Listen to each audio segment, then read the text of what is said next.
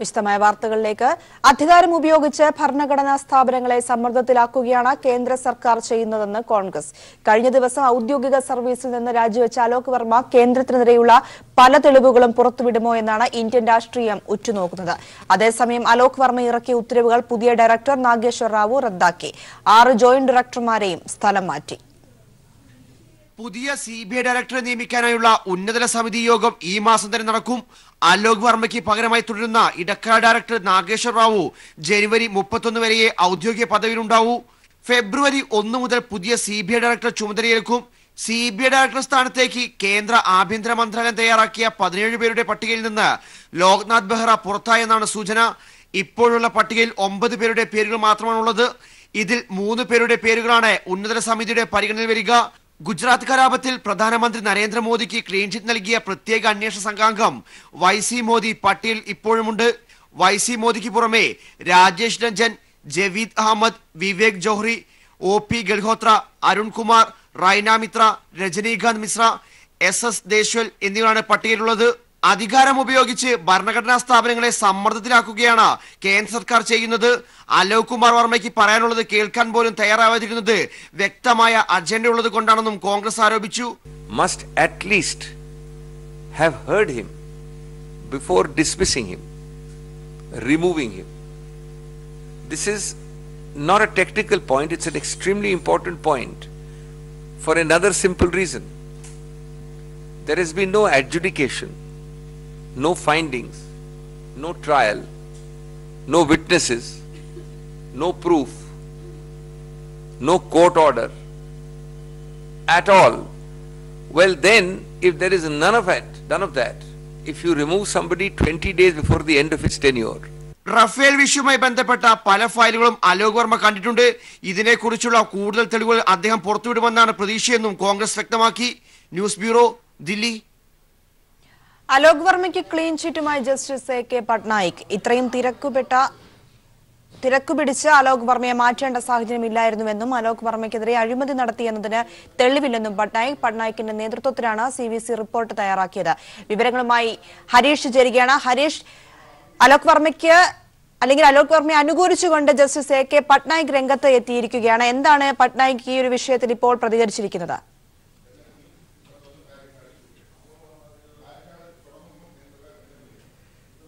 പ്രിയ, ഒരു ദേശീയ മാധ്യമത്തോടാണ് അലോക് കുമാറുടെ വിഷയവുമായി ബന്ധപ്പെട്ടുകൊണ്ട് തന്നെ AK പട്നായിക് അദ്ദേഹത്തിന്റെ ഭാഗങ്ങളെല്ലാം തന്നെ വിശദീകരിച്ചിരിക്കുന്നത്. അദ്ദേഹം ചില നിർണായകമായ കാര്യങ്ങൾ അദ്ദേഹം ചൂണ്ടിക്കാണിക്കുന്നു. നിലവിൽ CVC റിപ്പോർട്ടിന്റെ അന്വേഷണത്തിന്റെ മേൽനോട്ട ചുമതല തനിക്കായിരുന്നു. പക്ഷെ താൻ രാകേഷ് അസ്താന ഒപ്പുവെച്ച അല്ലെങ്കിൽ രാകേഷ് അസ്താന തന്റെ മുന്നിൽ നേരിട്ട് വന്ന് തന്നെ ഒരു മൊഴിയും നൽകിയിട്ടില്ല.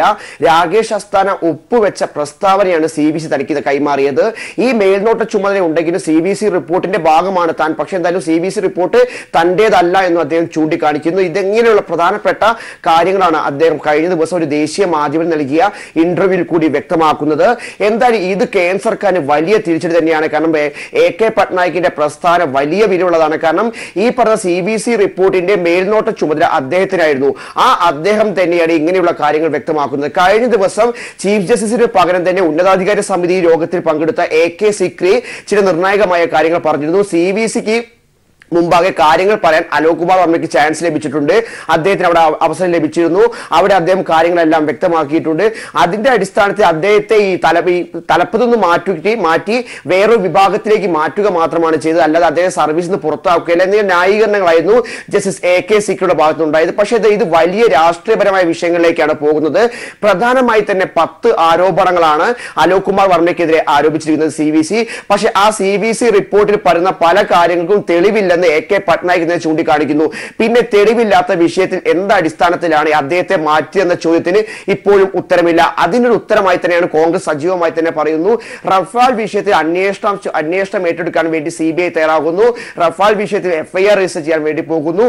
അതോടുകൂടി തന്നെ നരേന്ദ്രമോദി സർക്കാർ കൂടുതൽ പ്രതിസന്ധിയിലാവുമെന്നുള്ള ഉൾക്കാഴ്ച, അതിന്റെ ഒരു പ്രത്യേകത നേരിടുമെന്നുള്ള ഭയത്തിന്റെ അടിസ്ഥാനത്തിലാണ് അലോക് വർമ്മയെ ഇത്രയും തിരക്കിട്ട് മാറ്റിയതെന്ന് പറയുന്നു. AK പട്നായിക് മറ്റൊരു പ്രധാനപ്പെട്ട കാര്യം ചൂണ്ടിക്കാണിച്ചിരിക്കുന്നത് ഇത്രയും തിടുക്കപ്പെട്ട് ഇത്രയും അടിയന്തരമായി തന്നെ അദ്ദേഹത്തെ അലോക് കുമാർ വർമ്മയെ സർവീസിൽ നിന്ന് മാറ്റേണ്ട സാഹചര്യമില്ലെന്ന് ചൂണ്ടിക്കാണിക്കുന്നു. സുപ്രീം കോടതി വിധി പ്രസ്താവ പ്രകാരം 7 ദിവസത്തിനുള്ളിൽ തന്നെ ഉന്നതാധികാര സമിതി യോഗം ചേർന്ന് കാര്യങ്ങളിൽ തീരുമാനമെടുക്കണമെന്ന് ചൂണ്ടിക്കാണിച്ചിരുന്നു. പക്ഷേ 7 ദിവസം എന്ന് പറഞ്ഞാൽ ആദ്യ ദിവസം തന്നെ യോഗം ചേരുന്ന സാഹചര്യം ഉണ്ടായിരുന്നു. അതായത് ജനുവരി 8-ാം തീയതി രാത്രി 8 മണിക്ക് പ്രധാനമന്ത്രിയുടെ വസതിയിൽ വെച്ച് 3-അംഗ സമിതി യോഗം ചേരുന്നു. ആ യോഗത്തിൽ തന്നെ കർശനമായ കുറെ നിർദ്ദേശങ്ങളും കർശനമായ കുറെ ആവശ്യങ്ങളും മുന്നോട്ട് വെക്കുകയായിരുന്നു മല്ലികാർജുൻ ഖാർഗെ, ചീഫ് ജസ്റ്റിസ് രഞ്ജൻ ഗൊഗോയ്, അതുപോലെ തന്നെ പ്രധാനമന്ത്രി നരേന്ദ്രമോദി, അതുപോലെ തന്നെ പ്രതിപക്ഷ നേതാവ്, ലോക്സഭാ പ്രതിപക്ഷ നേതാവ് എന്നിങ്ങനെ 3 പേരാണ് യോഗത്തിൽ പങ്കെടുക്കേണ്ടത്. അതുകൊണ്ട് തന്നെ വിധി പ്രസ്താവം നടത്തിയ താനായതുകൊണ്ട് താൻ ഈ യോഗത്തിൽ പങ്കെടുക്കുന്നില്ല. ഉന്നതാധികാരി സമിതി യോഗത്തിൽ തനിക്ക് പകരം ജസ്റ്റിസ് AK സിക്രി പങ്കെടുക്കട്ടെ എന്നായിരുന്നു ചീഫ് ജസ്റ്റിസ് വ്യക്തമാക്കി. അതിന്റെ അടിസ്ഥാനത്തിൽ ജസ്റ്റിസ് AK സിക്രി, നരേന്ദ്രമോദി, മല്ലികാർജുൻ ഖാർഗെ എന്നിവർ ചേർന്ന ജനുവരി 8-ാം തീയതി രാത്രി ചേർന്ന യോഗത്തിൽ തന്നെ CVC റിപ്പോർട്ടിന്റെ പകർപ്പ് തനിക്ക് നൽകണമെന്ന് മല്ലികാർജുൻ ഖാർഗെ ആവശ്യപ്പെട്ടു. തനിക്ക് ആ റിപ്പോർട്ട് പഠിക്കാൻ കൂടുതൽ സമയം വേണം. 77 ദിവസമാണ് അലോക് കുമാർ വർമ്മയ്ക്ക് നഷ്ടമായത്. ആ നഷ്ടപ്പെട്ട ദിവസങ്ങളെല്ലാം തിരിച്ചു നൽകണം. അതോടൊപ്പം തന്നെ അദ്ദേഹത്തിന് പറയാനുള്ള കാര്യങ്ങളെല്ലാം തന്നെ കേൾക്കാൻ വേണ്ടി തയ്യാറാകണം എന്നിങ്ങനെ പല കാര്യങ്ങളും മല്ലികാർജുൻ ഖാർഗെ ചൂണ്ടിക്കാണിച്ചു. പക്ഷേ എന്തായാലും അതിനുശേഷം അദ്ദേഹം പറഞ്ഞ മറ്റൊരു കാര്യം, തനിക്ക് യോഗം ചേരാൻ ജനുവരി 11-ാം തീയതിയാണ് കൂടുതൽ ചാൻസ്, കൂടുതൽ കൺസരിക്ക് കൂടുതൽ ഉത്തമവും അത് തന്നെയാണെന്നൊരു ആവശ്യം അദ്ദേഹം മുന്നോട്ട് വെച്ചു. പക്ഷെ അതൊന്നും നടന്നില്ല. തൊട്ടടുത്ത ദിവസം 8-ാം തീയതിക്ക് ശേഷം 9-ാം തീയതി വൈകുന്നേരം തന്നെ അടുത്ത യോഗം ചെയ്യുന്ന സാഹചര്യം ഉണ്ടാകുന്നു. മിനിഞ്ഞാന്ന് വൈകുന്നേരം യോഗം ചേരുന്നു. വൈകുന്നേരം 4:30-ക്ക് തുടങ്ങിയ യോഗം രാത്രി 7 മണിയോട് കൂടി തന്നെയാണ് അവസാനിച്ചത്. നീണ്ട 2.5 മണിക്കൂറോളം ചർച്ച ചെയ്ത ശേഷം അദ്ദേഹത്തെ തലപ്പത്ത് നിന്ന് CBI തലപ്പത്ത് നിന്ന് മാറ്റാൻ വേണ്ടി തീരുമാനിക്കുന്നു. തുടർന്ന് അദ്ദേഹത്തെ fire service and home guards department DG ആയി തന്നെ നിയമിക്കാൻ വേണ്ടി തീരുമാനിക്കുന്നു. ഇത്രയും തിടുക്കപ്പെട്ട് അദ്ദേഹത്തെ മാറ്റേണ്ട സാഹചര്യമില്ലെന്നാണ് ഇപ്പോൾ നിലവിൽ തന്നെ ഈ പറഞ്ഞ CVC റിപ്പോർട്ടിന്റെ അന്വേഷണത്തിന്റെ മേൽനോട്ട ചുമതല വഹിച്ച AK പട്നായിക് ചൂണ്ടിക്കാണിക്കുന്നത്. കാരണം 10 ആരോപണങ്ങൾ അദ്ദേഹത്തിന് ഉണ്ടെങ്കിലും ആ ആരോപണങ്ങളൊന്നും തന്നെ തെളിവില്ല. അത് മല്ലികാർജുൻ ഖാർഗെയും എടുത്തു പറഞ്ഞിരുന്നു. അദ്ദേഹത്തിന്റെ വിയോജനക്കുറിപ്പിൽ അദ്ദേഹം വ്യക്തമായി തന്നെ പറയുന്നുണ്ട്, ഇത്രയും ആരോപണങ്ങൾ ഉണ്ടെങ്കിൽ തന്നെ ആ ആരോപണങ്ങളിൽ പലതിലും കൂടുതൽ ഉന്നതതല അന്വേഷണം, കൂടുതൽ അന്വേഷണം ആവശ്യമാണ്. കാരണം ആ ആരോപണങ്ങളൊന്നും തന്നെ തെളിയിക്കാൻ വേണ്ടി സാധിച്ചിട്ടില്ല. അല്ലെങ്കിൽ ഈ 10 ആരോപണങ്ങൾ ഉണ്ടെങ്കിലും അതിൽ ഒന്നിന് പോലും അഴിമതി കാണിച്ചു, അദ്ദേഹം പണം കൈപ്പറ്റി എന്ന് ചൂണ്ടിക്കാണിക്കാൻ സാധിച്ചില്ല. അല്ലെങ്കിൽ നിർണായകമായ പല തെളിവുകളും മല്ലികാർജുൻ ഖാർഗെ വിയോജനക്കുറിപ്പിൽ രേഖപ്പെടുത്തിയിരുന്നു. അപ്പോൾ വ്യക്തമായ ഒരു നിഗൂഢത, ഗൂഢലക്ഷ്യങ്ങൾ ഈ വിഷയത്തിലുണ്ട്. അലോക് കുമാർ വർമ്മയെ ഇത്രയും തിടുക്കപ്പെട്ട് മാറ്റേണ്ട സാഹചര്യമില്ലെന്ന് AK പട്നായിക് പോലും ചൂണ്ടിക്കാണിക്കുന്നു. പിന്നെ എന്തടിസ്ഥാനത്തിലാണ് മോദി മാറ്റിയത് എന്നുള്ളത് വലിയ ചോദ്യം തന്നെയാണ്. അതിന്റെ ഉത്തരമാണ് കോൺഗ്രസ് പറഞ്ഞുകൊണ്ടിരിക്കുന്നത്. റഫാൽ വിഷയത്തിൽ അന്വേഷണം നടത്താൻ വേണ്ടി മുന്നോട്ട് പോകുന്നു. ഈ അരുൺ ഷൂരി, അതുപോലെ യശ്വന്ത് സിൻഹ, അതുപോലെ തന്നെ മുതിർന്ന അഭിഭാഷകനായിരുന്ന പ്രശാന്ത് ഭൂഷൺ എന്നിവരെല്ലാം തന്നെ റഫാൽ വിഷയത്തിൽ അന്വേഷണം ആവശ്യപ്പെട്ടുകൊണ്ട് തന്നെ സുപ്രീം കോടതിയെ സമീപിക്കുന്ന ഘട്ടമുണ്ടായിരുന്നു. ആ സമയത്ത് സുപ്രീം കോടതി വാദം കേട്ടതിന് ശേഷം അത് തള്ളുന്ന സാഹചര്യം ഉണ്ടായിരിക്കുന്നു. കാരണം അതിൽ നടപടിയുമായി മുന്നോട്ട് പോകണ്ട എന്ന് തീരുമാനിച്ചു. സുപ്രീം കോടതി നരേന്ദ്രമോദി ക്ലീൻ ചിറ്റ് നൽകി. പക്ഷേ ആ സുപ്രീം കോടതിയെ സമീപിക്കുന്ന സമയം തൊട്ട് തന്നെ പ്രശാന്ത് ഭൂഷണും അരുൺ ഷൂരിയും അതുപോലെ യശ്വന്ത് സിൻഹ അടക്കമുള്ളവർ തന്നെ CBIയിലെ അലോക് കുമാർ വർമ്മയെ സമീപിച്ചിരുന്നു. അതിന്റെ അടിസ്ഥാനത്തിൽ അദ്ദേഹത്തിന് പരാതി നൽകുകയും ചെയ്തു. അതിന്റെ അടിസ്ഥാനത്തിൽ അലോക് കുമാർ വർമ്മ ഈ വിഷയത്തിൽ പ്രതിരോധ മന്ത്രാലയത്തോട് വിശദീകരണം നേടുന്ന സാഹചര്യം ഉണ്ടായി. അപ്പോൾ ഇങ്ങനെ പ്രതിരോധ മന്ത്രാലയത്തോട് വിശദീകരണം നേടിക്കൊണ്ട് അലോക് കുമാർ വർമ്മ മുന്നോട്ട് പോയാൽ വലിയ രീതിയിൽ തിരിച്ചടി ഉണ്ടാവുമെന്നുള്ള ബോധ്യം മോദി സർക്കാർ വന്നു. അതിന്റെ ഒരു ഉൾഭയം, അതിന്റെ ഒരു ഭയത്തിന്റെ ഉള്ളിൽ തന്നെ നിന്നുകൊണ്ട് തന്നെയാണ് അദ്ദേഹം ഇത്രയും തിടുക്കത്തിൽ അദ്ദേഹത്തെ മാറ്റിയതെന്നാണ് കോൺഗ്രസ് ആരോപിക്കുന്നത്. എന്തായാലും വലിയൊരു നിഗൂഢത ഈ വിഷയത്തിലുണ്ട്, ഗൂഢലക്ഷ്യങ്ങൾ ഈ വിഷയത്തിലുണ്ട് എന്ന് പറയേണ്ടിയിരിക്കുന്നു. ഇനി വരും ദിവസങ്ങളിൽ ഇന്നു മുതൽ തന്നെ എന്താണ് അലോക് കുമാർ വർമ്മയ്ക്ക് പറയാനുള്ളത്? അലോക് കുമാർ വർമ്മ പത്രസമ്മേളനം വിളിച്ച് രംഗത്ത് വരുമോ എന്നുള്ള ചോദ്യങ്ങളാണ് ഇന്ത്യൻ രാഷ്ട്രീയത്തിലെ പല വ്യക്തികളും ചോദിക്കുന്നത്. കാരണം കോൺഗ്രസ് കഴിഞ്ഞ ദിവസം നടത്തിയ പത്രസമ്മേളനത്തിൽ വ്യക്തമായി തന്നെ ചൂണ്ടിക്കാണിക്കുന്നു, അദ്ദേഹത്തിന്റെ കയ്യിൽ പല തെളിവുകളുമുണ്ട്. ആ തെളിവുകളുമായി തന്നെ അദ്ദേഹം പുറത്തേക്ക് വരും, അദ്ദേഹം സമൂഹത്തിന് മുന്നിൽ നിന്ന് കാര്യങ്ങൾ ചൂണ്ടിക്കാണിക്കും എന്നാണ് തങ്ങളുടെ പ്രതീക്ഷ എന്ന് പറയുന്നുണ്ട്. അപ്പോൾ അലോക് കുമാർ എന്താണ് ഈ കാര്യത്തിൽ ചെയ്യാൻ പോകുന്നത്, അദ്ദേഹം എന്താണ് പറയാൻ പോകുന്നത് എന്നാണ് വലിയ ചോദ്യം തന്നെയാണ്. കാരണം അലോക് കുമാർ വർമ്മയുടെ കയ്യിൽ തന്നെ വിശദമായി തന്നെ ഈ റഫാൽ വിഷയവുമായി ബന്ധപ്പെട്ട പല രേഖകളും ഉണ്ടെന്നുള്ള വാർത്തകൾ ദേശീയ മാധ്യമങ്ങൾ റിപ്പോർട്ട് ചെയ്യുന്നുണ്ട്.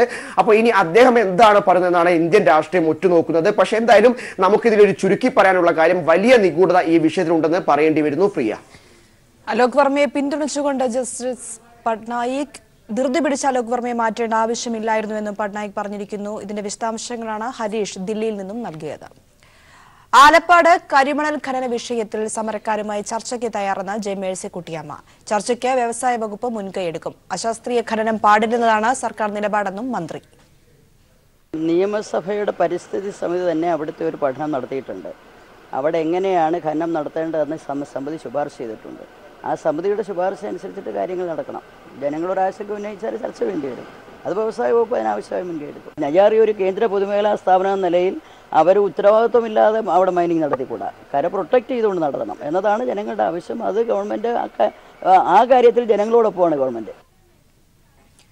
ഒരു പ്രദേശത്തിന്റെ ആവാസ വ്യവസ്ഥ ഇല്ലാതാക്കത്തക്ക വിധം ഖനനം നടത്തുന്നത് അംഗീകരിക്കാനാകില്ലെന്ന് മന്ത്രി ജി സുധാകരൻ പറഞ്ഞു. ഇത് അംഗീകരിക്കപ്പെട്ട നിയമമാണെന്നും അദ്ദേഹം കൂട്ടിച്ചേർത്തു. ഒരു പ്രദേശത്തിന്റെ ആവാസ വ്യവസ്ഥ ഇല്ലാതാകത്തക്ക വിധം ഖനനം ചെയ്യാൻ ആർക്കും അവകാശമില്ല. അത് അംഗീകരിക്കപ്പെട്ട നിയമമാണ്. അതിന് പ്രയാസമില്ലാത്ത തരത്തിൽ വേണേൽ കരിമണൽ മാത്രം മാറാനാണ് പ്രശ്നം, കുഴിക്കേണ്ട കാര്യമില്ല. ഇത് ആദ്യമൊക്കെ പറഞ്ഞിരുന്നത്, അതായത് ഇപ്പോൾ തോട്ടപ്പള്ളി ഇഷ്യൂ വന്ന അവിടെ പിന്നെ നടന്നില്ല, അവിടെ ഖനനം നടന്നില്ല, മറ്റു തരത്തിൽ വാരിയത്. അതായത് കടലെപ്പോഴും കരിമണ്ണിഞ്ഞ് കൊണ്ടുവരികയാണ്, കരിമണ്ണ് കൊണ്ടുവരികയാണ്, ഇങ്ങനെ ഡെപ്പോസിറ്റ് വന്നുകൊണ്ടേയിരിക്കും. ഇത് നല്ലൊരു ഭാഗം ആരോ വാരിക്കൊണ്ട് പോവുകയാണ് പതിറ്റാണ്ടുകളായിട്ട്, അറിഞ്ഞിരിക്കും. അതാരും പറയുന്നില്ല. അവിടെ ഉണ്ടായിരുന്നെങ്കിൽ മല പോലെ പൊങ്ങേണ്ടതല്ലേ എന്ത്? ഇത് കൃത്യമായി ഇത് വാരിക്കൊണ്ട് പോവാണ് ആരോ. വാരുന്നത് ഈ ഇതൊക്കെ പാത്രമൊക്കെ വെച്ചിട്ടാണ്, കൈകൊണ്ട് വാരും, ചെറിയ ഇത് വെച്ച് ഇങ്ങനെ കോരി എടുക്കാം. അതാരും അറിയില്ല. എന്നിട്ട് കൊണ്ടുപോയി തമിഴ്നാട്ടുകാർക്ക് വന്ന് ചെറിയ വിലയ്ക്ക് വാങ്ങിച്ചോളും, എന്തൊക്കെ കൊണ്ടുപോകണം. ഇതാണ് നടന്നുകൊണ്ടിരിക്കുന്നത്. അങ്ങനെ ഒഫീഷ്യലായിട്ട് വാരിയാലും കുഴപ്പമില്ല. ഇതങ്ങനെ ആയിരിക്കത്തില്ല. ഈ തർക്കം വരാൻ കാരണം ഇത് കുഴിക്കുകയാണ്. JCB വെച്ച് കുഴിച്ചെടുക്കുമ്പോൾ അവിടെ തടവായി, കുഴിയായി, പ്രശ്നമായി അല്ലേ? അവിടെ കടൽ, ഇതിനിടയ്ക്ക് ചെറിയൊരു തുരുത്ത, ഇവിടെ ഒരു കുഴി അല്ലേ? പ്രശ്നം ഉണ്ടാവാം. അത് അടിയന്തരമായി പരിശോധിക്കേണ്ട കാര്യമാണ്. ശബരിമല വിഷയത്തിൽ പ്രതിഷേധക്കാരെ വെല്ലുവിളിച്ച് ഭൂമാതാ ബ്രിഗേഡ് നേതാവ് തൃപ്തി ദേശായി. ശബരിമലയിൽ താൻ ദർശനം നടത്തുമെന്നും അതിനുശേഷം മാത്രമേ പ്രതിഷേധക്കാർ അറിയുകയുള്ളൂവെന്നും തൃപ്തി ദേശായി പറഞ്ഞു. തന്റെ ഫേസ്ബുക്ക് വീഡിയോയിലൂടെയായിരുന്നു തൃപ്തിയുടെ പ്രതികരണം. ശബരിമലയിൽ മണ്ഡല ഉത്സവകാലത്തെ ദർശനത്തിനെത്തിയ ഭൂമാതാ ബ്രിഗേഡ് നേതാവ് തൃപ്തി ദേശായി സംഘപരിവാർ സംഘടനകളുടെ കടുത്ത എതിർപ്പിനെ തുടർന്ന് നേരത്തെ മടങ്ങിപ്പോയിരുന്നു. തുടർന്നാണ് സന്നിധാനത്തേക്ക് താൻ വീണ്ടും എത്തുമെന്ന് വെല്ലുവിളിയുയർത്തി രംഗത്തെത്തിയിരിക്കുന്നത്. പ്രതിഷേധക്കാർ അറിയാതെയായിരിക്കും സന്നിധാനത്തെ താൻ ദർശനം നടത്തുകയെന്നും 10നും 50നും ഇടയിൽ പ്രായമുള്ള സ്ത്രീകളെ അണിനിരത്തി മനുഷ്യച്ചങ്ങലയിലൂടെയായിരിക്കും ദർശനം നടത്തുകയെന്നും തൃപ്തി വ്യക്തമാക്കുന്നു. प्रवेश करेंगे तो प्रवेश करके जब बाहर आएंगे तब तक आपको जो है वो पता भी नहीं चलेगा. यह हमारा चैलेंज है. इससे अच्छा है कि जो महिलाएं 10 to 50 इयर्स की वहां पे जाना चाहती है तो उनको ह्यूमन चेंज करके आपने जो है वो प्रवेश देना चाहिए. और रहा हमारा मुद्दा, താൻ ഇതിനെ ചലഞ്ചായാണ് നോക്കിക്കാണുന്നത്. പ്രതിഷേധിക്കുകയാണെങ്കിൽ അത് ഗാന്ധി മാർഗത്തിലൂടെയാകണമെന്നും അക്രമമല്ല സ്വീകരിക്കേണ്ടതെന്നും തൃപ്തി വ്യക്തമാക്കുന്നു. क्योंकि हमारा गांधीगिरी मार्ग से आंदोलन होकर भी आपका वायलेंस आंदोलन आपने किया और आप जो है वो हमारे गांधीगिरी मार्ग को डर रहे हैं, तो ये समाज में बहुत अच्छा संदेश जो है वो जा रहा है.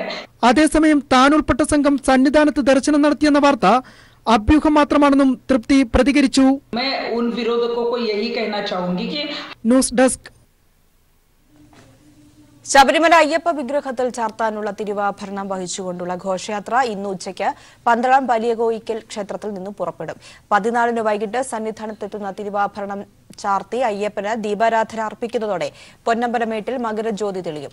ഇന്ന് പുലർച്ചെ 4 മണിയോടെ പന്തളം ശ്രാമ്പിക്കൽ കൊട്ടാരത്തിൽ നിന്നും തിരുവാഭരണം പന്തളം വലിയ കോയിക്കൽ ക്ഷേത്രത്തിലേക്ക് മാറ്റി. ഉച്ചയ്ക്ക് 12 മണിവരെ ഭക്തർക്ക് ഇവിടെ തിരുവാഭരണം ദർശിക്കാം. എച്ചിലിലയിൽ ഉരുണ്ടും എച്ചിലില തലയിലേറ്റിയും പമ്പ വിളക്ക് എഴുന്നള്ളിക്കുന്ന ആചാരത്തിന് ഇപ്പോഴും മങ്ങലേറ്റിട്ടില്ല. പമ്പയിലെത്തുന്ന അയ്യപ്പ ഭക്തരുടെ വഴിപാടാണ് ഈ ആചാരം. ഇതര സംസ്ഥാനങ്ങളിൽ നിന്നെത്തുന്ന ഭക്തന്മാർ മാത്രമാണ് ഈ ആചാരം അനുഷ്ഠിക്കുന്നത്. തമിഴ്നാട്, കർണാടക, ആന്ധ്ര സ്വദേശികളായ അയ്യപ്പന്മാരാണ് ശബരിമലയിലേക്ക് മല ചവിട്ടും മുമ്പ് അന്നദാനം നടത്തി കൂട്ടത്തിലെ കന്നി അയ്യപ്പൻ ഭക്തർ കഴിക്കുന്ന ഇലയിൽ ഉരുണ്ടും എച്ചിൽ ദേഹത്ത് പുരട്ടിയും എച്ചിലില തലയിലേറ്റിയും പമ്പാവിളക്ക് പമ്പയിൽ ഒഴുക്കുന്നത്. പിതൃക്കൾക്കായും ജീവിച്ചിരിക്കുന്ന ബന്ധുക്കളുടെ ക്ഷേമാശ്വര്യത്തിനും വേണ്ടിയാണ് ശക്തിപൂജ നടത്തുന്നതെന്ന് അവർ പറയുന്നു. பம்பா நதியில் திரி கொடுத்துட்டு வந்து இந்த மாதிரி சக்தி பூஜை பண்ணி பம்பா நதியில் அவங்க சாப்பிட்ட, அதாவது சாமிமார்கள் கன்னிசாமிகள் சாப்பிட்ட அந்த சாப்பாடு பெரியவர்கள் வந்து அவங்க ரூபத்தில் வந்து ஒரு வாய் சாப்பிட்டுருப்பாங்க.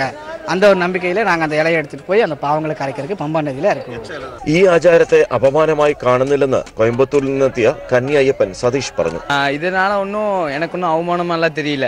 நான் எடுக்கிறது நான் பெருமையாக தான் நினைக்கிறேன். ആചാരത്തിന്റെ പേരിലാണെങ്കിലും എച്ചിലില പുണ്യപമ്പയിൽ ഒഴുക്കാറില്ല. ശക്തിപൂജ എന്ന പേരിലാണ് അവരുടെ ഭക്തി അവർ പ്രകടിപ്പിക്കുന്നത്. ആചാരത്തിന്റെ ഭാഗം കൂടിയാണിത്. പമ്പയിൽ നിന്ന് ക്യാമറമാൻ പ്രമോദ് പന്നിയോടിനൊപ്പം രാജ്കുമാർ. ഇടവേള. ലോക്സഭാ തെരഞ്ഞെടുപ്പിൽ വർഗീയ കാർഡ് ഇറക്കുമെന്ന് വ്യക്തമായ സൂചന നൽകി ബി.ജെ.പി. അയോധ്യയിൽ രാമക്ഷേത്രം എത്രയും വേഗം നിർമ്മിക്കണമെന്നാണ് ആഗ്രഹമെന്ന പ്രസ്താവന ബി.ജെ.പി. അധ്യക്ഷൻ അമിത്ഷാ ആവർത്തിച്ചു. തെരഞ്ഞെടുപ്പ് അജണ്ട നിശ്ചയിക്കുന്ന ബി.ജെ.പി. ദേശീയ കൌൺസിലിൽ പ്രധാനമന്ത്രി നരേന്ദ്രമോദിയെ സാക്ഷിയാക്കിയായിരുന്നു ഷായുടെ പ്രസ്താവന. അതേസമയം തെരഞ്ഞെടുപ്പ് ഒരുക്കങ്ങൾക്കായി വിളിച്ചുചേർത്ത ബി.ജെ.പി. ദേശീയ കൌൺസിൽ ഇന്ന് സമാപിക്കും. ലോക്സഭാ തെരഞ്ഞെടുപ്പിൽ ഭരണ നേട്ടങ്ങൾ ഉയർത്തി നേട്ടമുണ്ടാക്കാനാകുമെന്ന പ്രതീക്ഷ അസ്തമിച്ചതോടെയാണ് അയോധ്യ വിഷയം വീണ്ടും ചർച്ചയാക്കാൻ ബി.ജെ.പി. ഒരുങ്ങുന്നത്. അയോധ്യയിൽ എവിടെയാണോ ക്ഷേത്രമുണ്ടായിരുന്നത് അവിടെ തന്നെ രാമക്ഷേത്രം നിർമ്മിക്കണമെന്നാണ് ബി.ജെ.പിയുടെ ആഗ്രഹമെന്നായിരുന്നു അധ്യക്ഷൻ അമിത്ഷാ ദേശീയ കൌൺസിൽ ഉദ്ഘാടനം ചെയ്ത് പറഞ്ഞത്. ഭാരതീയ ജനതാ പാർട്ടി ചാഹത്തി ഹൈ कि उसी स्थान पर जल्द से जल्द भव्य राम मंदिर का निर्माण हो, उसमें कोई दुविधा नहीं. സുപ്രീം കോടതിയിൽ നിന്ന് ഉടൻ വിധിയുണ്ടാകണമെന്ന് ബി.ജെ.പി. ആഗ്രഹിക്കുന്നു. എന്നാൽ ഇതിന് കോൺഗ്രസ് തടസ്സങ്ങൾ സൃഷ്ടിക്കുകയാണ്. ക്ഷേത്രം നിർമ്മിക്കുമെന്ന് മുൻപും പറഞ്ഞിട്ടുണ്ടെങ്കിലും തെരഞ്ഞെടുപ്പ് അജണ്ട നിശ്ചയിക്കുന്ന ദേശീയ കൌൺസിലിലാണ് അമിത്ഷായുടെ പ്രസ്താവന എന്നതാണ് ഏറെ ശ്രദ്ധേയം. പ്രധാനമന്ത്രി നരേന്ദ്രമോദിയെ സാക്ഷിയാക്കിയായിരുന്നു അമിത്ഷായുടെ പ്രസ്താവന. ഉത്തർപ്രദേശിൽ മഹാസഖ്യം വരുന്നതോടെ ധ്രുവീകരണമില്ലാതെ നേട്ടമുണ്ടാക്കാനാകില്ലെന്ന് ബി.ജെ.പി. മനസ്സിലാക്കി. ഇതിന്റെ കൂടി വെളിച്ചത്തിലാണ് അയോധ്യ വിഷയം വീണ്ടും ബി.ജെ.പി. ചർച്ചയാക്കുന്നത്. രാമക്ഷേത്രം നിർമ്മിക്കുമെന്ന വാഗ്ദാനം വീണ്ടും ആവർത്തിച്ചതോടെ ലോക്സഭാ തെരഞ്ഞെടുപ്പിലും വർഗീയത തന്നെയാണ് പ്രചരണായുധമെന്ന് വ്യക്തമാക്കുകയാണ് ബി.ജെ.പി. ദില്ലിയിലെ രാംലീല മൈതാനിയിൽ നിന്നും ക്യാമറാമാൻ അതുലിനൊപ്പം Sarath K Sasi, news bureau, Delhi. ഉത്തർപ്രദേശിൽ മഹാസഖ്യ പ്രഖ്യാപനം ഇന്നുണ്ടാകും. കോൺഗ്രസിനെ ഒഴിവാക്കിയുള്ള സഖ്യമായിരിക്കും ബി.എസ്.പി. എസ്.പി. നേതാക്കൾ ഇന്ന് പ്രഖ്യാപിക്കുക. എസ്.പിയും ബി.എസ്.പിയും 37 സീറ്റുകളിൽ വീതവും ആർ.എൽ.ഡി 2 സീറ്റിലും മത്സരിച്ചേക്കും. എൻ.ഡി.എയുമായി ഇടഞ്ഞു നിൽക്കുന്ന ഘടകകക്ഷികളെ ഒപ്പം ചേർക്കാനുള്ള പ്രഖ്യാപനവും മായാവതിയും അഖിലേഷ് യാദവും നടത്തിയേക്കും. സഖ്യം വരുന്നതോടെ തനിച്ചു മത്സരിക്കുന്ന സാധ്യതകൾ കോൺഗ്രസ് തേടും. മായാവതിയും അഖിലേഷ് യാദവും ദിവസങ്ങളായി നടത്തിയ ചർച്ചകൾക്കൊടുവിലാണ് മഹാസഖ്യ രൂപീകരണത്തിലും സീറ്റ് വിഭജനത്തിലും അന്തിമ തീരുമാനമായത്. ഇരു നേതാക്കളും രാവിലെ ലക്നൌവിൽ നടത്തുന്ന വാർത്താ സമ്മേളനത്തിലായിരിക്കും ഔദ്യോഗിക പ്രഖ്യാപനമുണ്ടാവുക. എസ്.പിയും ബി.എസ്.പിയും 37 വീതം സീറ്റുകളിൽ മത്സരിക്കും. അജിത് സിംഗിന്റെ ആർ.എൽ.ഡിക്ക് കൈരാന ഉൾപ്പെടെ 2 സീറ്റ് നൽകും. കോൺഗ്രസിനെ സഖ്യത്തിന്റെ ഭാഗമാക്കില്ല. എന്നാൽ സോണിയയുടെ മണ്ഡലമായ റായ്ബറേലി, രാഹുലിന്റെ മണ്ഡലമായ അമേഠി എന്നിവിടങ്ങളിൽ സഖ്യം സ്ഥാനാർത്ഥികളെ നിർത്തില്ല. എൻ.ഡി.എയുമായി ഇടഞ്ഞു നിൽക്കുന്ന ഘടകകക്ഷികൾക്ക് ഇടമുണ്ടാകുമെന്ന് മഹാസഖ്യം പ്രഖ്യാപിക്കും. ഓം പ്രകാശ് രാജ്ഭറിന്റെ സുഹൽദേവ് പാർട്ടിക്ക് 1 സീറ്റ് നൽകുകയും അപ്നാദളിന്റെ സീറ്റിൽ സ്ഥാനാർത്ഥിയെ നിർത്താതിരിക്കാനുമാണ് ആലോചന. പ്രധാനമന്ത്രി നരേന്ദ്രമോദിയുടെ മണ്ഡലമായ വാരണാസിയിൽ മഹാസഖ്യം പൊതുസമ്മതനായ സ്ഥാനാർത്ഥിയെ മത്സരിപ്പിക്കും. 2014 ലോക്സഭാ തെരഞ്ഞെടുപ്പിൽ ബി.ജെ.പിക്ക് 71 സീറ്റുകൾ ലഭിച്ച സംസ്ഥാനമാണ് ഉത്തർപ്രദേശ്.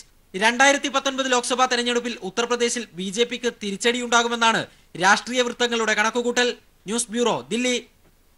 മുൻ എം.എൽ.എയും ഇടുക്കിയിലെ മുതിർന്ന കോൺഗ്രസ് നേതാവുമായ ഇ.എം. അഗസ്തി ബി.ജെ.പിയുടെ സമരപ്പന്തലിൽ. ശബരിമല വിഷയത്തിൽ ബി.ജെ.പി. സെക്രട്ടേറിയറ്റിന് മുന്നിൽ നടത്തുന്ന നിരാഹാര സമരത്തിലാണ് ഐക്യദാർഢ്യവുമായി കോൺഗ്രസ് നേതാവ് ഇ.എം. അഗസ്തി എത്തിയത്.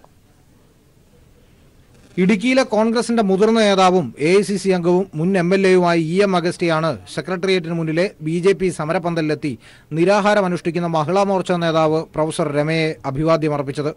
മക്കളോടൊപ്പം എത്തിയായിരുന്നു എ.ഐ.സി.സി. അംഗം ഇ.എം. അഗസ്റ്റി പ്രൊഫസർ രമയെ സന്ദർശിച്ചത്. കെ.പി.സി.സി. യോഗത്തിൽ പങ്കെടുക്കാൻ തിരുവനന്തപുരത്തെത്തിയ ഇ.എം. അഗസ്റ്റി ആദ്യം ബി.ജെ.പിയുടെ സമരപ്പന്തലിലാണ് എത്തിയത്. 10 മിനിറ്റ് അവിടെ ചെലവഴിച്ച ശേഷം എ.കെ. ആന്റണി ഉദ്ഘാടനം ചെയ്ത കെ.പി.സി.സി. യോഗത്തിൽ പങ്കെടുക്കാൻ ഇന്ദിരാഭവനിലെത്തി. ബി.ജെ.പിയെ താഴെ ഇറക്കണമെന്ന് പ്രവർത്തക സമിതി അംഗം എ.കെ. ആന്റണി ആഹ്വാനം ചെയ്തതും ഇതേ കെ.പി.സി.സി. യോഗത്തിലാണെന്നത് വൈരുദ്ധ്യമായി മാറി. ലോക്സഭാ തെരഞ്ഞെടുപ്പിന് താഴെ തട്ടിൽ പാർട്ടിയെ തയ്യാറെടുപ്പിക്കുന്നതിനാണ് കെ.പി.സി.സി. യോഗം ചേർന്നത്. എന്നാൽ തന്റെ മകൾ താമസിക്കുന്ന ഫ്ളാറ്റിന് തൊട്ടടുത്ത് താമസിക്കുന്ന രമയെ സന്ദർശിച്ചത് സൗഹൃദത്തിന്റെ ഭാഗമായിട്ടാണെന്നാണ് ഇ.എം. അഗസ്റ്റിയുടെ വിശദീകരണം. ഇടുക്കിയിൽ നടന്ന ഹർത്താലിൽ വാഹനങ്ങൾ ആക്രമിച്ച കേസിലെ പ്രതികളായ ബി.ജെ.പി. നേതാക്കൾ ജയിലിൽ നിന്നും ഇറങ്ങിയപ്പോൾ Idukki DCC. General secretary MD. Arjunan മാലയിട്ട് സ്വീകരിച്ചത് നേരത്തെ വിവാദമായിരുന്നു. അതിനു പിന്നാലെയാണ് മുതിർന്ന കോൺഗ്രസ് നേതാവ് ഇ.എം. അഗസ്റ്റി തന്നെ ബി.ജെ.പിയുടെ സമരപ്പന്തലിലെത്തിയത്.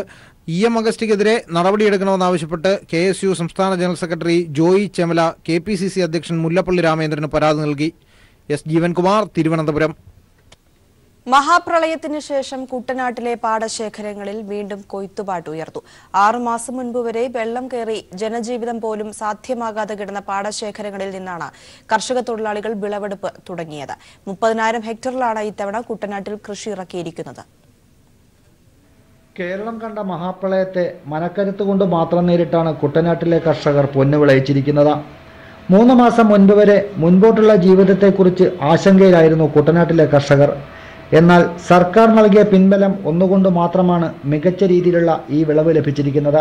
ഒരുപക്ഷെ സംസ്ഥാനത്ത് തന്നെ ഏറ്റവും ആദ്യമുള്ള പുഞ്ചകൃഷിയായിട്ട് നമ്മൾ കണക്കാക്കുന്ന വളരെ നല്ല വിളവാണ് നമ്മൾ പ്രതീക്ഷിക്കുന്നത്. സാധാരണ 5 ടൺ ആണ് ഒരു ഹെക്ടർ നമ്മൾ പ്രതീക്ഷിക്കുന്നെങ്കിൽ പോലും ഇപ്രാവശ്യം 6 ടണ്ണെങ്കിലും കിട്ടുമെന്നുള്ള രീതിയിൽ നമ്മൾ കാത്തിരിക്കുകയാണ്. ഈ എല്ലാ ആൾക്കാരും ഈ കൃഷിയായിട്ട് ബന്ധപ്പെട്ടുള്ള കൃഷിക്കാരാണെങ്കിലും കർഷകരാണെങ്കിലും എല്ലാവരും, ഞാൻ ഇതിനു മുമ്പ് ഈ നെൽകൃഷിയോ മറ്റു കൃഷികളോ ഒന്നും ചെയ്തിട്ടില്ല. ആദ്യമായിട്ടാണ് ജീവിതത്തിൽ ഇത്രയും പ്രായത്തിനാവും ആദ്യമായിട്ടാണ് ഈ കൃഷി ചെയ്തത്. ഒരു നഷ്ടവും ഇല്ല, നല്ല വിളവാണെന്ന് എല്ലാ ആൾക്കാരും പറയുന്നു. വളരെയേറെ സന്തോഷമുണ്ട്. 30,000 ഹെക്ടർ പ്രദേശത്താണ് ഇത്തവണ കൃഷി ഇറക്കിയത്. 630 തരിശു നിലം പോലും പ്രളയത്തിന് ശേഷം കൃഷിയോഗ്യമാക്കി എന്നുള്ളതും ശ്രദ്ധേയമാണ്. കഴിഞ്ഞ വർഷത്തേക്കാൾ 70,000 ഹെക്ടർ ഇത്തവണ അധികമായി കൃഷി ഇറക്കി. അതുകൊണ്ട് തന്നെ ഇത്തവണ മുൻ വർഷങ്ങളിൽ നിന്നും വ്യത്യസ്തമായി കൂടുതൽ വിളവ് കേരളത്തിന് ലഭിക്കും. 15 കോടിയിലധികം രൂപയുടെ വിത്ത് സൗജന്യമായി നൽകിയത് കൂടാതെ 75 കോടിയോളം രൂപ മുടക്കിയാണ് സർക്കാർ കേരളത്തിന്റെ നെല്ലറയായ കുട്ടനാടിനെ സംരക്ഷിച്ചിരിക്കുന്നത്. ഒപ്പം ജനങ്ങളെയും. Shajahan, news bureau, Alappuzha. ഇടവേള. മുല്ലപ്പെരിയാർ അണക്കെട്ടിന്റെ ശില്പി ജോൺ പെന്നിക്വിക്കിന്റെ ജന്മദിനാഘോഷത്തിന്റെ ഭാഗമായി തമിഴ്നാട്ടിൽ കാളവണ്ടി ഓട്ട മത്സരം സംഘടിപ്പിച്ചു. റേക്ല റേസ് എന്ന പേരിൽ നടന്ന പരിപാടിയിൽ 5 വിഭാഗങ്ങളിലായിരുന്നു മത്സരം.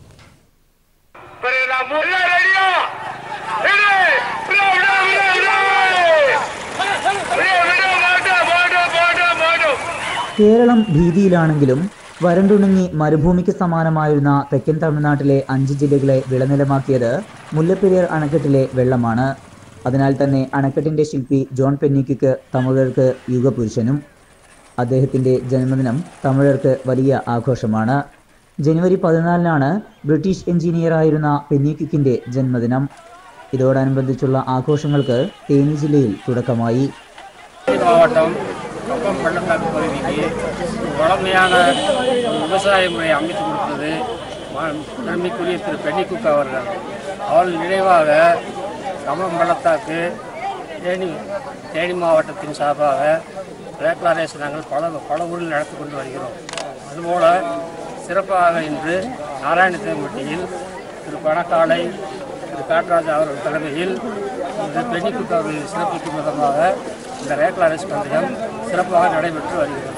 തമിഴ്നാട് സുരളിപ്പട്ടി മുതൽ സുരളി ഫോൾസിന്റെ അടിവാരം വരെയായിരുന്നു റൈക്ല റേസ്. 5,000 മുതൽ 20,000 രൂപ വരെയാണ് വിജയികൾക്കുള്ള സമ്മാനം. തമിഴ്നാട്ടിലെ പരമ്പരാഗത മത്സരം കൂടിയാണിത്. പൊങ്കൽ ഉത്സവത്തിന്റെ ഭാഗമായി അടുത്ത ആഴ്ച ജല്ലിക്കെട്ടും അരങ്ങേറും. News bureau, Idukki. Kerala literature ഫെസ്റ്റിന്റെ 2ാം ദിനവും സാഹിത്യ സമകാലീന രാഷ്ട്രീയ ചർച്ചകളാൽ സമ്പന്നം. വൻ ജനപങ്കാളിത്തമാണ് 2ാം ദിനവും മേളയെ സജീവമാക്കുന്നത്.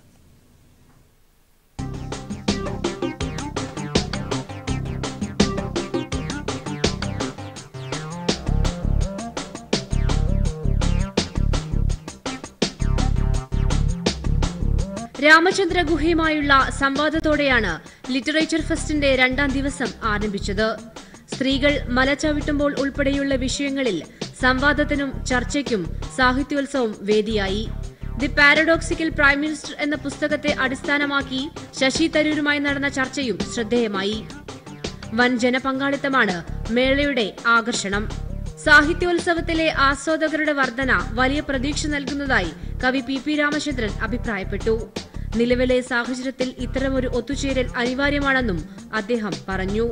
കേരളം നേരിടുന്ന ചില അന്ധവിശ്വാസങ്ങളായിട്ട് ബന്ധപ്പെട്ടപ്പോൾ സ്ത്രീകളുടെ ആർത്തവം, അതല്ലെങ്കിൽ ഇങ്ങനെ ഈ അവർക്കെതിരായിട്ടുള്ള വിവേചനം, ഇതിനെക്കുറിച്ചൊക്കെയുള്ള സംഭാഷണത്തിൽ ഇവിടുത്തെ പ്രധാനപ്പെട്ട കൾച്ചറൽ ലീഡേഴ്സിനെ വിളിച്ചിട്ടുണ്ട് എന്നുള്ളതൊരു പ്രത്യേകതയാണ്. അപ്പോൾ തീർച്ചയായിട്ടും ഇത്തരം ഫെസ്റ്റിവലുകൾ ഈ കേവലം സാഹിത്യത്തിൽ ഒതുങ്ങുന്നതല്ല, രാഷ്ട്രീയവും സാംസ്കാരികവുമായിട്ടുള്ള ഈ ജീവൽ പ്രശ്നങ്ങളോട് എഴുത്തുകാരെ കൃതികളിലൂടെ അല്ലാതെ വാക്കിലൂടെ പ്രതികരിക്കാനുള്ള ഒരു അടിയന്തര സന്ദർഭം ഉണ്ടാക്കിയെടുക്കുന്നുണ്ടെന്നുള്ളത് വളരെ പ്രധാനപ്പെട്ടതായി. സാഹിത്യത്തിന് പുറമെ നിലവിലെ സാമൂഹിക രാഷ്ട്രീയ സാഹചര്യങ്ങൾ കൂടി ഇവിടെ ചർച്ചയാവുന്നുണ്ട്. മേള 13-ന് അവസാനിക്കും. News bureau, Kozhikode.